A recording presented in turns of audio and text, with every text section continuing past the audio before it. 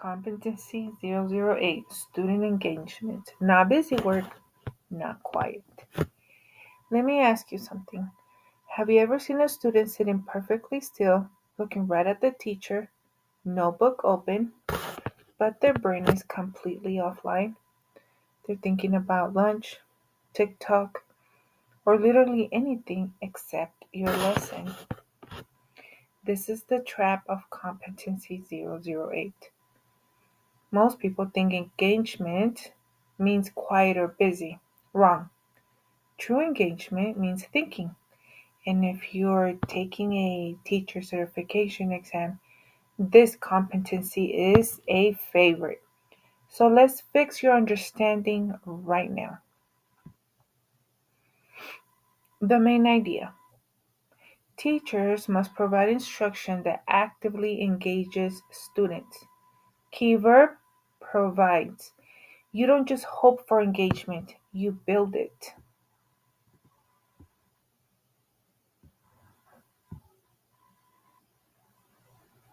The big mistake. Engagement does not mean compliance. Here's what the exam wants you to memorize. Repeat after me. Active engagement is not always visible. Say it after me. Active engagement is not always visible. A student can be taking perfect notes but never analyzing a single thing. A quiet student might be checked out. True engagement requires three things. 1. Critical thinking processes. This means not just repeating facts, actually analyzing, evaluating, and solving problems. 2. Students constructing their own interpretation. What does that mean? Making their own meaning instead of just copying the teacher's answer. 3. Taking ownership of their learning. What does that mean? Deciding what to learn next, asking their own questions, and caring about their own progress.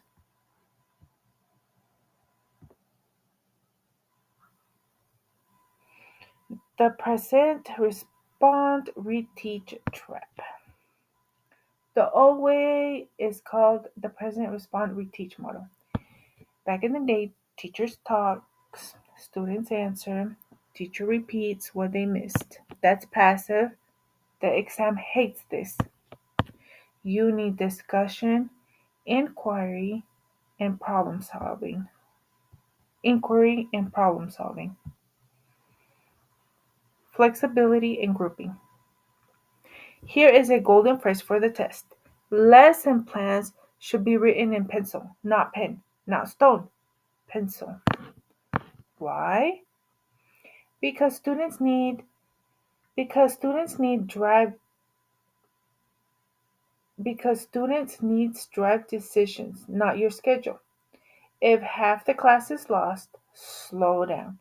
If everyone gets it, speed up. That's pacing flexibility. Flexible grouping. And never use fixed groups. Fixed groups is really, really bad. Flexible groups are really, really good. Move students based on mastery. If a kid masters a skill, move them out. If they need help, move them in.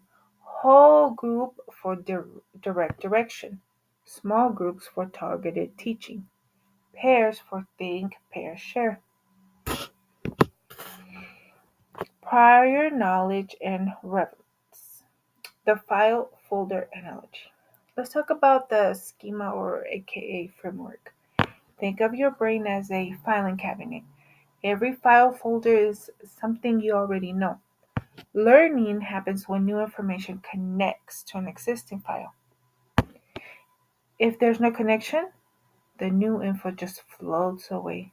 No learning occurs, and students get frustrated. Why do I need this? Here's your job. Answer why do I need to know this before they ask. You for the test. Use examples from their lives, for example. Connect to what they already care about. If you don't build on prior knowledge, you already lost them. Let's talk about the bird method. And this is AKA continuous monitoring. This is my favorite analogy. Ready? A bad teacher uses the statue method. They sit at the front like a statue. Students come to them. They see nothing. A great teacher uses the bird method. Constant motion. You walk around. You check independent work. You scan the room even while helping one student. Why? Because if you're not moving, you don't know what's really happening. The bird method catches confusion before it becomes failure. Continuous monitoring is non-negotiable. Motivation. Internal versus external. Let's crush motivation. External motivation is rewards or punishments, stickers, grades, pizza parties. It works, but it's not the goal. Internal motivation is when a student wants to learn because it's interesting or satisfying. That's the gold. That's the gold.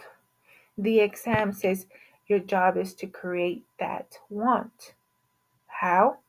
Give students choice. Connect to their interests. Set goals they can track. Celebrate success publicly. Build relationships. When students take a leadership role in their own learning, designing projects, asking their own questions, teaching each other, that's intellectual involvement. And that creates lifelong learners. Test strategy and favorites. If you get stuck in the exam, remember these two favorites. Favorite one: employs effective motivational strategies and encourages students' self-motivation. Favorite two: employs various instructional techniques like discussion, inquiry, problem solving, and varies teacher and student roles. So remember, if you get stuck, pick motivation for your answer or Varied active techniques. If a question asks what to do when a lesson fails, don't blame the student. Change your teaching, change the activity, change the grouping, change the pacing. Give examples. Keep what works. Throw out what doesn't. That's competency 008. Quick reference and outro. So, first, true engagement is thinking, not quiet. Lesson plans, remember, write them in pencil. Grouping, remember, flexible, not fixed. Monitoring, what does that mean? Bird method, not like a statue. Motivational, always think about internal over external. If it doesn't work, don't use it. One last thing. The best indicator of instructional appropriateness is student success. Not your fancy slides, not how pretty your worksheet is. Did they learn?